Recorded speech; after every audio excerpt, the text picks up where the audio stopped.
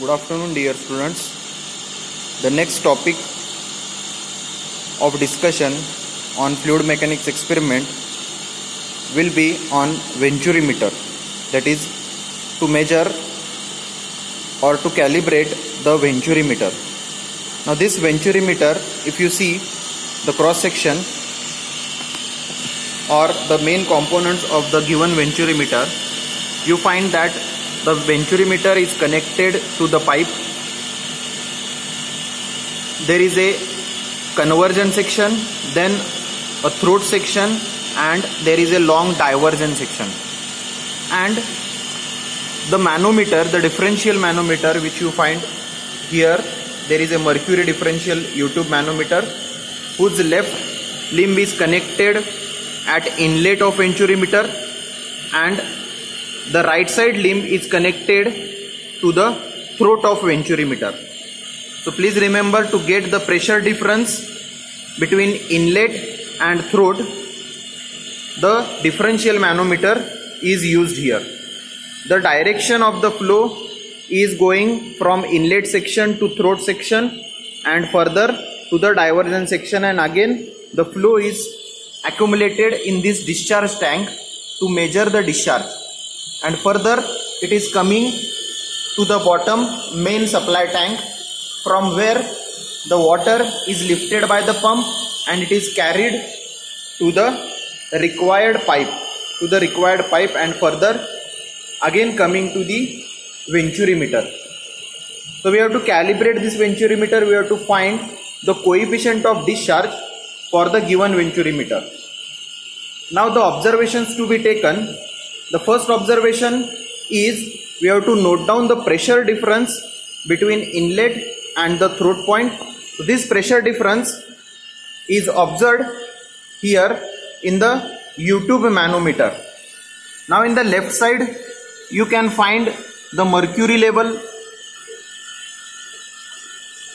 and on the right hand side limb there is mercury level. So take the difference of these two levels. So that is the manometric reading. So this manometric reading will be denoted as X, and here this X we have to find in terms of head of water, that is manometric head. We have to calculate in terms of head of water, that is flowing liquid. So this is the first reading or the first observation to be taken. Find the pressure difference between inlet and the throat. Then the second observation is to get the actual discharge flowing through this pipe. Now the discharge is coming over into this discharge measuring tank.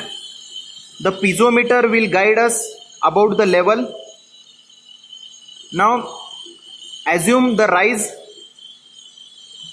and for that given rise find the time, required time, that is volume upon time will give the actual discharge. Now when to measure the discharge, the outlet valve should be closed. Then assume the initial level and then assume the final level. So for this given rise you have to calculate the time required, that is find the volume of the tank, that is this particular volume, length of the tank, multiply by width, multiply by rise, and this collected volume divided by time will give the discharge flowing through the pipe, right? So second observation will be for this given assumed rise, what is the time. So two observations we have to consider for every reading.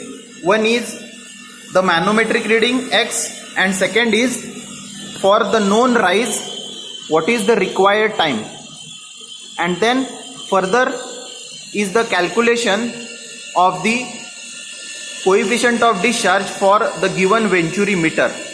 We'll see now what will be the calculations for a sample case, and then we'll find the coefficient of discharge.